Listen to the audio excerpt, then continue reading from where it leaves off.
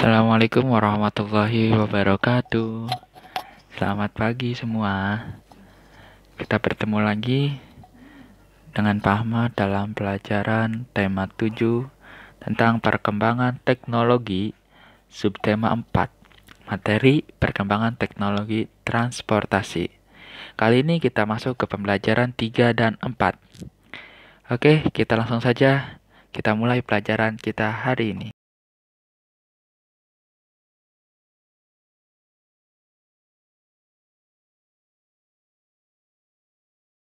Materi pertama ialah tentang kata depan.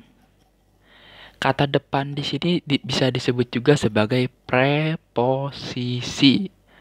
Atau kata depan juga dapat diartikan adalah kata-kata yang berada di depan kata benda, kata kerja, dan kata sifat. Apa sih kata benda itu contohnya? Contohnya kata benda itu seperti meja, bangku, kursi, dan lain-lain. Kalau kata kerja, itu contohnya ialah pergi, misalkan makan, ya terus apa lagi? Pulang, iya. Terus kemudian kata sifat, contohnya seperti baik, buruk, jahat. Nah, seperti itu ya. Nah, dalam penggunaan kata depan di sini, kata depan itu ditulis menggunakan huruf kecil ya. Jika digunakan dalam penulisan judul. Nah, kata depan tidak boleh ditulis huruf besar walaupun di penggunaan judul. Dan juga kata depan itu dalam penulisannya juga harus dipisahkan dengan kata di depannya. Ya, jangan sampai disatukan. Nah, kalau gitu kita lihat contohnya. Contoh kata depan. Adik menulis di meja. Kata depan yang mana? Di, ya. Kata bendanya meja. Jadi, penulisan kata depan itu harus menggunakan huruf kecil dan harus dipisahkan dari kata di depannya. Paham ya? Apalagi contoh yang lain. Misalkan kakak menyimpan makanannya di meja. Dan masih banyak yang lain ya.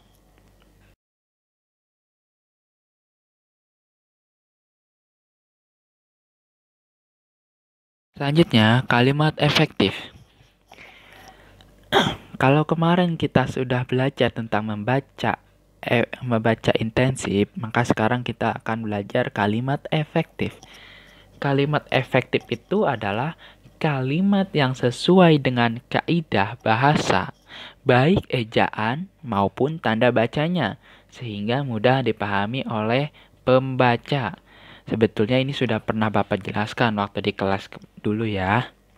Nah, dalam kalimat efektif itu mempunyai beberapa prinsip ya yang harus kalian perhatikan dalam penulisan kalimat efektif. Yang pertama yaitu kesepadanan atau keseimbangan. Kenapa dalam menulis kalimat efektif harus kita perhatikan tentang keseimbangan? Karena kalimat efektif itu harus kita perhatikan antara penggunaan katanya harus seimbang dengan gagasan yang kita ingin sampaikan atau ide yang ingin kita sampaikan kepada pembaca. Ya, paham ya? Yang kedua, prinsip yang harus diperhatikan dalam kalimat efektif yaitu keefisienan kata atau ketepatan penggunaan kata. Jadi tidak asal-asalan dalam memilih katanya. Dan kata yang digunakan juga harus menggunakan kata baku. Kemudian yang ketiga yaitu kecermatan. Ingat, kecermatan juga adalah salah satu prinsip yang harus diperhatikan dalam pembuatan kalimat efektif atau penulisan kalimat efektif.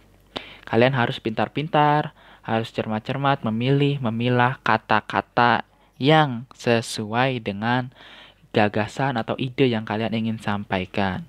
Yang kemudian kepaduan, sudah kalian pasti mengerti kepaduan itu adalah perpaduan antara kata dan ide ya. Jadi harus sesuai ya. Kemudian kelogisan kalimat. Logis itu adalah masuk akal. Jadi tidak bertele-tele atau tidak mengarang-arang.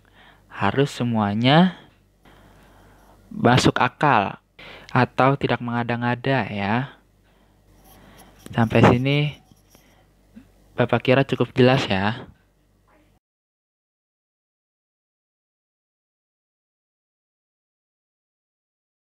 Nah, kali ini kita masuk ke matematika. Kita akan belajar tentang luas segitiga. Kalau kemarin kalian sudah belajar tentang luas persegi dan luas persegi panjang, kali ini kita akan belajar tentang luas segitiga. Yang harus kalian perhatikan dalam mencari luas segitiga adalah rumusnya ya. Ingat, rumusnya adalah L sama dengan 1/2 dikali alas dikali tinggi. Ya, baik, kita lihat contoh soal di bawah ini. Alasnya berapa? Ya, alasnya itu adalah 12 cm. Kemudian tingginya? Tingginya itu adalah 7 cm. Baik, cara pengerjaannya kita tulis dulu rumusnya ya. L sama dengan 1/2 dikali alas dikali tinggi. Kemudian kita masukkan angkanya. L sama dengan 1/2. Ingat, 1/2 ini tidak boleh dihilangkan karena bagian dari rumus. Ya. 1/2 dikali 12 dikali 7. Nah, cara perhitungannya bagaimana, Pak? Kalian harus mengalihkan alas dengan tingginya dulu. 12 dikali 7 adalah 84 cm. Kemudian, setelah ketemu hasil dari alas kali tingginya, barulah kalian kalikan 1/2. Bagaimana cara mengalihkan kalikan 1/2? Kalian harus mengalihkan dulu 84 dikali 1 berapa? 84. Kemudian dibagi 2 berapa? Maka hasilnya adalah 42 cm. Jadi, luas segitiga di atas adalah 42 cm. Paham ya? Untuk luas segitiga ini kalian boleh meminta kepada ayah atau bunda kalian untuk membuat contoh soal atau latihan soal untuk kalian berlatih lagi supaya bisa mengerjakan soal luas segitiga yang lain.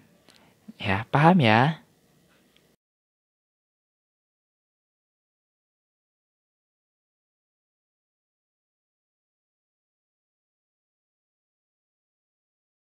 Baik, dalam pembelajaran hari ini, Pak Ahmad tidak akan memberikan tugas apapun ya. Pak Ahmad hanya memberikan tugas kalian untuk membuat topi ulang tahun atau mempraktekkan pembuatan topi ulang tahun. Apa saja sih bahannya dan alatnya yang digunakan? Yang pertama yang harus kalian siapkan itu adalah karton. Yang kedua, kertas kado. Yang ketiga, staples. Yang keempat, isolatif. Nah, bagaimana langkah-langkah pembuatannya?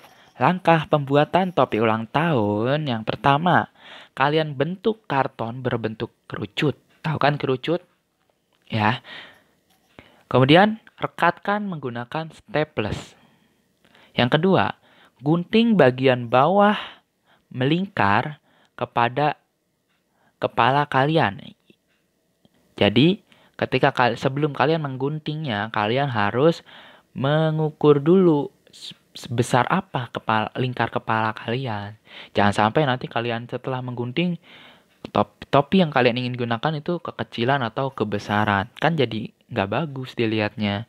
Kemudian yang ketiga, langkah selanjutnya adalah lem bagian sambungan kertas hingga merata ya.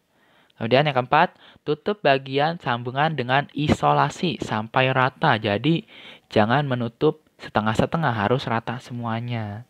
Yang kemudian kelima adalah tempelkan kertas kado pada topi kerucut kalian untuk dijadikan sebagai hiasan. Oleh karena itu, pilihlah kertas kado yang kalian sukai supaya topi ulang tahun yang kalian buat itu terlihat menarik. Nah, yang kelima, jika sudah selesai, jangan lupa kalian foto hasil topi ulang tahun yang kalian buat.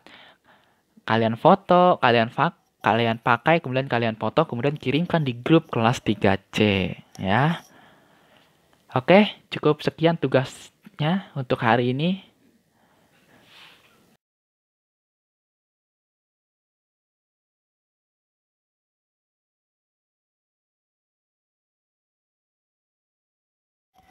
Baik, mungkin cukup sekian pembahasan kita kali ini.